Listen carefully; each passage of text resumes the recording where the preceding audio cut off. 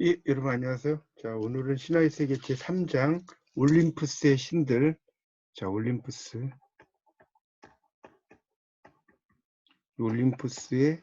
신들 첫 번째 시간을 가지도록 하겠습니다.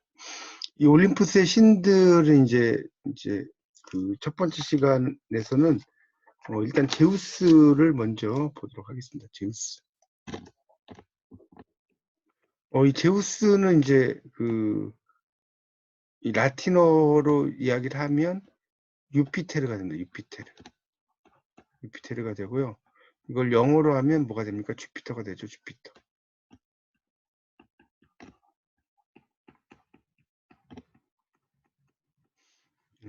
이 주피터를 이제 목성으로도 이제 행성에서는 이야기를 합니다.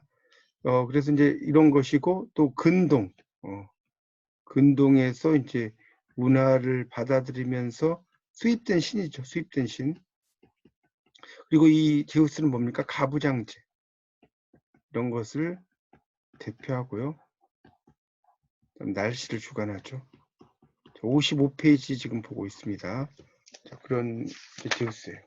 제우스는 상당히 이제 여러 특히 여성 편력 이런 게 되게 강한 그러한 어떤 신화적인 존재라고 볼 수가 있습니다. 그래서 이제 이 제우스의 짝들 중에 이제 여성들이 상당히 많이 나오는데 56페이지를 보십시오. 56페이지에 보면 아테네의 탄생이라고 나오죠. 그러니까 일종의 제우스의 키워드는 연애라고 이제 볼 수가 있습니다. 1.1에 보면 아테네의 탄생. 제우스의 짝들 중에서 여신들을 보자. 제우스는 나중에 그의 정식 아내가 되는 헤라 이전에도 여러 여신들과 관계해서 낳은 자식들이 많다. 그 중에서 유명한 사건이 아테네의 탄생과 관련된 것이다. 아테네의 어머니가 될 여신은 메티스였다. 제우스는 아버지 크로노스의 뱃속에 있는 자기 형제들을 구할 때 메티스의 도움을 받았고 그 후 이 여신과 결합하였다. 그런데 메티스가 아기를 가졌을 때 제우스는 메티스가 낳은 두 번째 아이가 아버지를 능가하리라는 것을 알게 된 거죠. 그러니까 자기도 이제 그렇게 그 아버지를 이제 이기고 나왔기 때문에 이제 그런 것을 알고는 이제 메티스를 삼켜버린 거죠.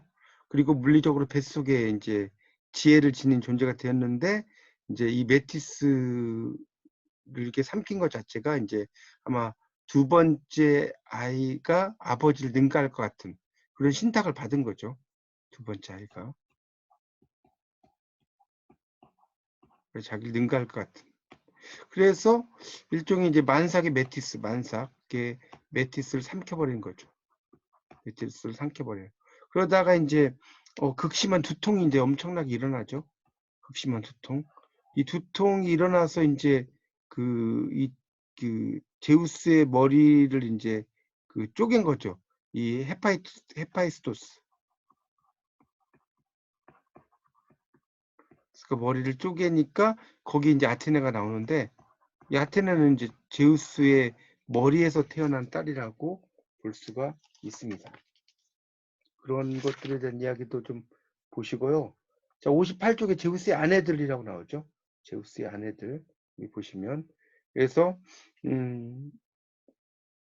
이 제우스의 어떤 아내들은 상당히 이제 다양한 존재들이 있을 수가 있다라는 것입니다.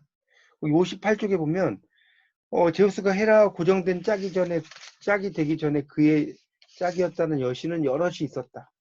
메티스, 테미스, 에우리노메, 그다음에 테메테르. 이거는 이제 데메테르로 좀 고쳐주시면 좋겠습니다. 여기 지금 테메테르라고 나왔는데 테메테르 58쪽이요. 58쪽 1.2 둘째 줄. 무네모시네 뭐 이렇게 나오죠. 이 무네모시네 같은 경우는 이제 제우스와 결합해서 시와 음악의 여신들을 탄생시킵니다. 이 무네모시네. 그러니까 이런 무사라고 하는 게 MOUSA인데 일종의 이제 시와 음악의 여신이에요. 그래서 이제 여러분이 잘 아시는 뮤스 신 있죠. 뮤스와 같은 거죠. 일종의 이제 호메로스와 같은 시인을 길러주는 어머니 같은 존재죠. 어머니 같은 존재. 레토, 뭐 여러 신들이 있죠. 그렇게 볼 수 있습니다. 그 다음에 이제 그 다음 단락에 보면 제우스의 인간인 짝들 중에 신을 낳은 존재로 레다를 들 수 있다 나오죠. 백조로 변해서 그녀에게 접근했다고 설명이 되어 있습니다. 그녀가 낳은 자식 중 쌍둥이 남자 형제가 신으로 섬겨진다. 뭐 이런 말 나오고요. 자, 그러면 이제 거기 그 59쪽에 에우로페부터 좀 보도록 하겠습니다. 59쪽입니다. 59쪽. 이 에우로페 제우스의 이제 그런 그 인간 여성을 상대로 한 사업 중에서 가장 먼저 이야기할 게 에우로페의 납치라는 거예요. 에우로페. 납치 사건이 나오죠. 그래서 페니키아의 왕녀로서 그녀의 아버지는 포이닉스라고도 하고 아게노르라고도 한다. 제우스는 그녀가 바닷가에 놀러 갔을 때 소로 변하는 거지. 소로. 변신술을 소로 변해서 이제 접근을 해서 이제 등에 업고 달아나 버린 거죠. 등에 업고. 그래서 이제 그녀를 크레테라는 곳으로 데려갔다. 거기서 태어난 자식 중에 유명한 이가 미노스다 이렇게 나왔죠. 뭐 이렇게 나옵니다. 그러니까 결국 이제 그런 그 에우로페가 이제 그런 의미고, 그래서 결국 이 에우로페가 오늘날로 말하면 이제 뭡니까? 유럽이죠, 유럽. EUROPE. 유럽이죠, 유럽. 이걸 이제 발음 키워드를 읽으면 에우로페가 되죠. 에우로페. 그래서 그 일종의 유럽의 기원이라든가 이런 것을 이제 이렇게 에우로페로 썼다라고 봐도 될 것 같습니다. 에우로페는 그런 정도로 이해하시고요. 그 다음에 이제 그 60페이지에 보면 2호가 나오죠. 2호 60페이지. 페이지. 그래서 여기서는 1.4 2호가 있는데 이제 구름으로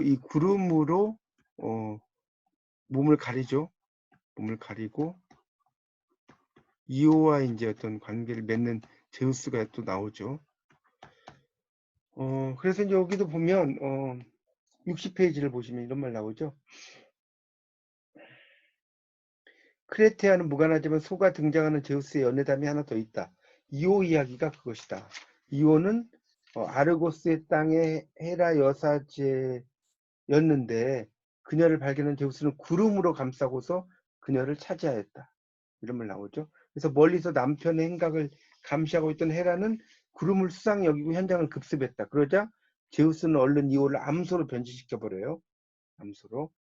그래서 출처가 묻자 땅에서 솟아났다고 이제 주장을 하는 거죠. 그래서 선물로 달라고 이제 헤라가 하고, 그래서 이제 의심을 받을까봐 헤라에게 넘기는 거죠. 근데 헤라는 그 눈이 100개 달린 존재인 아르고스에게 소를 맡기는 거죠. 그래서 두 눈이 감겨 있어도 98개가 떠져 있는 거죠.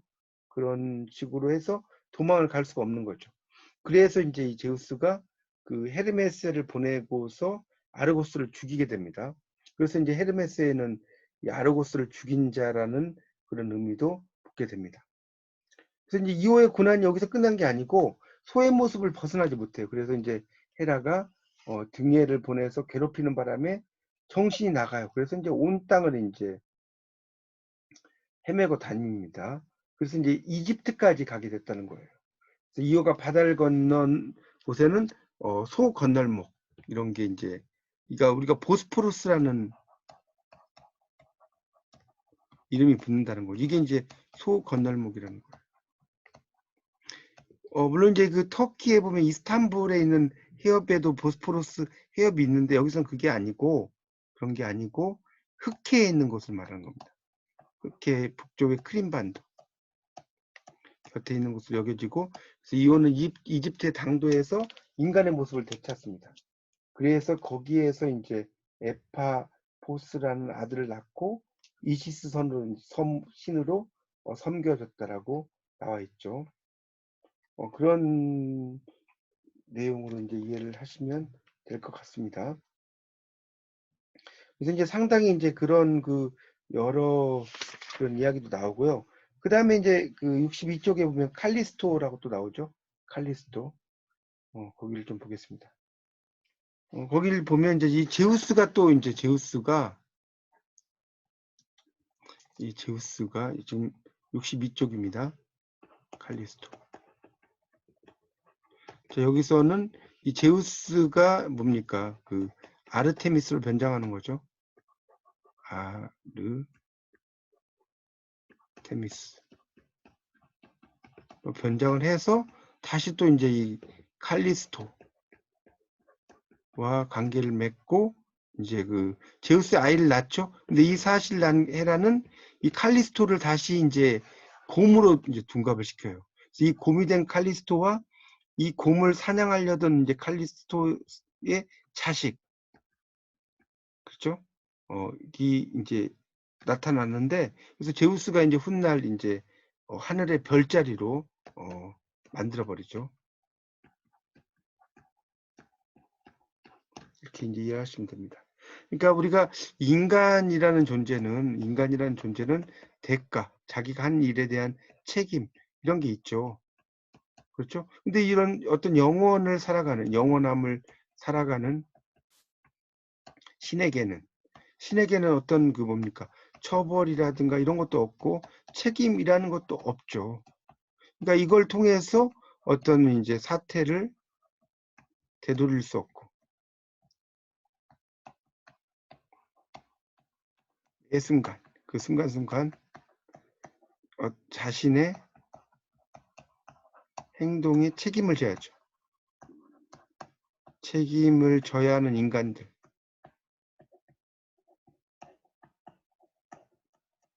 그런 인간들에 대해서 이제 상당히 생각을 해보게 만드는 뭐 그런 의미에서 이런 신화가 쓰여지지 않았나라고 보시면 될 것 같습니다. 그 다음에 이제 가니메데스가 또 나오죠. 가니메데스 1.6에 보면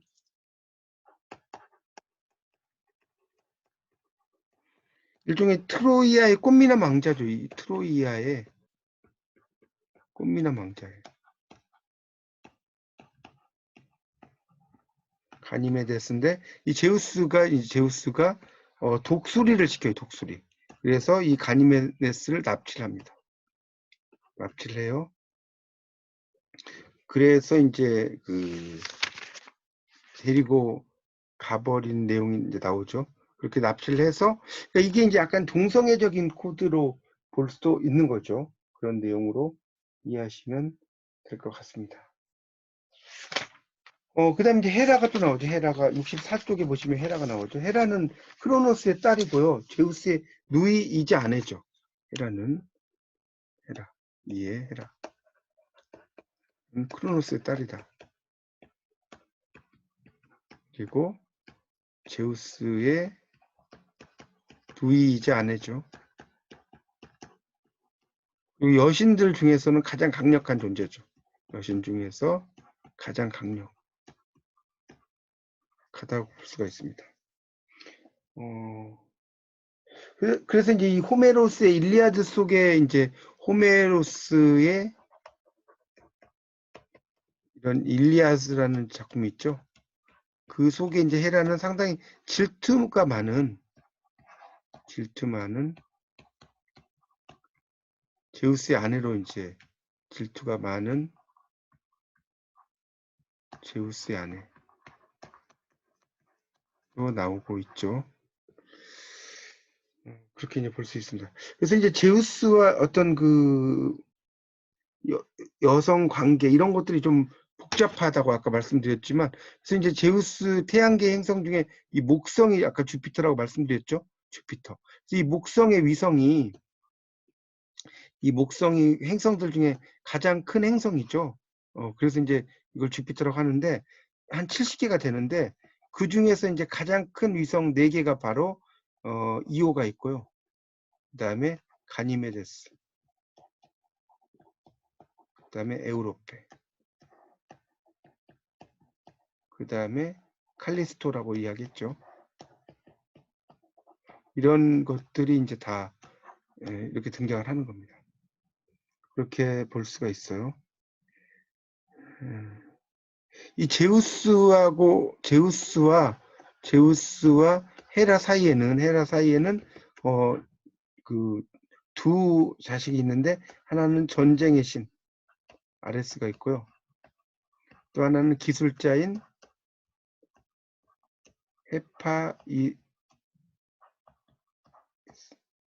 헤파이스토스가 있죠. 그런 것도 알아두시면 좋겠습니다.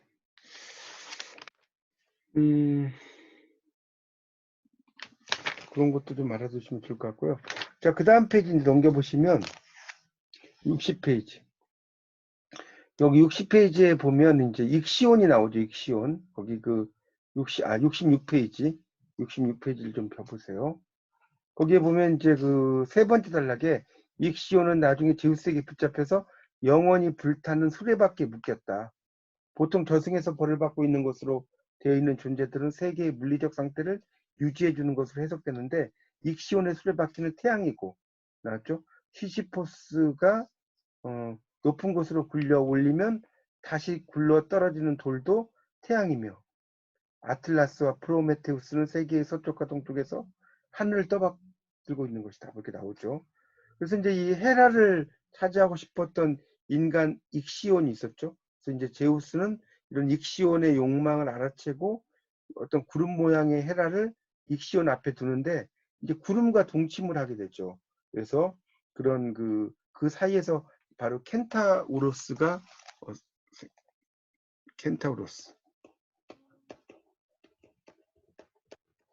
탄생을 합니다. 그래서 이제 다시 이 익시온은 제우스에 의해서 불타는 수레바퀴, 아까 수레바퀴 있었죠? 이 수레바퀴에 매달려지게 돼요. 불타는 수레바퀴. 자, 그 다음에 67쪽으로 가보시면 67쪽입니다. 데메테르. 자, 이건 이제 데라는 것이 땅이란 뜻이고요. 메테르라는 게 어머니란 뜻입니다. 자, 그러니까 이건 뭡니까? 곡식을 자라게 하는 대지모 여신이다.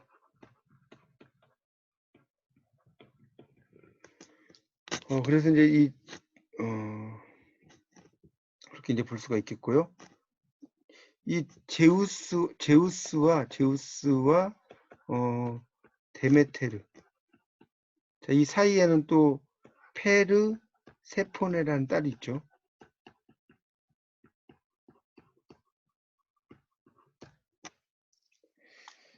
그래서 이제 거기 67쪽에 데메테르 밑에를 보면 곡물의 여신인 데메테르에 대해서는 별 이야기가 없다. 제우스와 사이의 딸 페르세포네를 낳았고 그 딸이 하데스에게 납치되죠. 그래서 올림푸스를 떠나서 방랑하였고 딸이 저승에서 지내는 동안은 곡식을 주지 않는다는 이야기 정도이다. 이런 말이 또 나오죠. 그래서 이제 그 페르세포네에게 성류를 벗게 해요. 이 하데스가. 그래서 이승으로 돌아가지 못하게 한 거죠. 성류를 벗게 해서. 그래서 이제 그 페르세포네가 저승에서 이제 이승으로 못 돌아가는 거죠. 그러니까 이제 그 저승에 있는 동안 이 데메테르는 땅의 생산력을 없애버려요. 땅의 생산력을. 그래서 이제 곡식을 내지 않았다라고 전해집니다.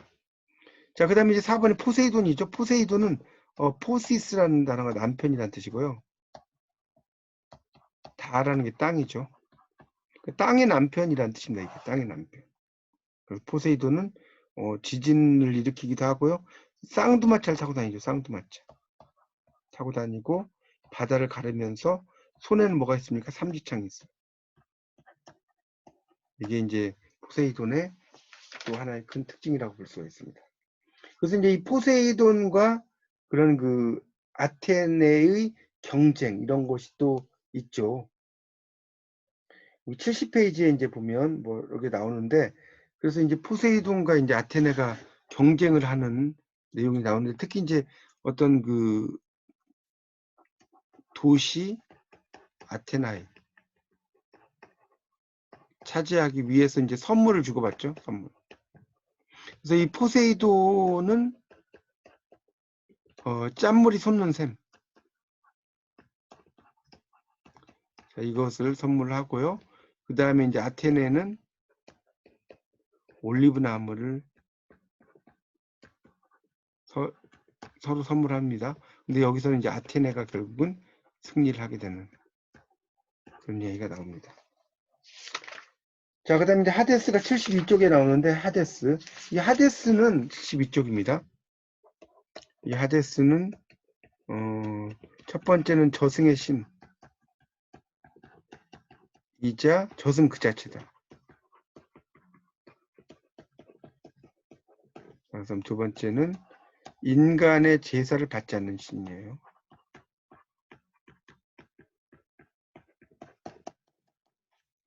볼 수가 있습니다. 그런 정도 보시고요. 그 다음에 이제 75쪽에 보면 이제 페르세포네라고 아까 설명드렸죠. 이 제우스와 데메테르 사이에서 태어났고,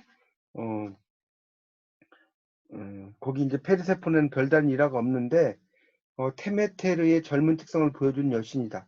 그냥 코레라는 이름으로도 불리고, 하데스보다 성격이 온화했던지 여러 사람을 이승으로 보내준 것으로 되어 있고요. 그녀의 은혜를 입은 사람으로는 여러 사람들이 있었다라고 하죠. 근데 성류를 손에 든 페르세포네의 그림이 있죠. 이 단테 가브리엘 로제티 작으로 그런 그림이 또 보이게 됩니다. 네, 여기까지 해서 이제 이 3장의 강의를 마치도록 하겠고요. 다음 시간에는 이제 올림푸스의 신들 두 번째 시간 강의를 하도록 하겠습니다. 자, 다시 한번 여러분이 책을 보시면서 잘 정리하시기 바랍니다. 감사합니다.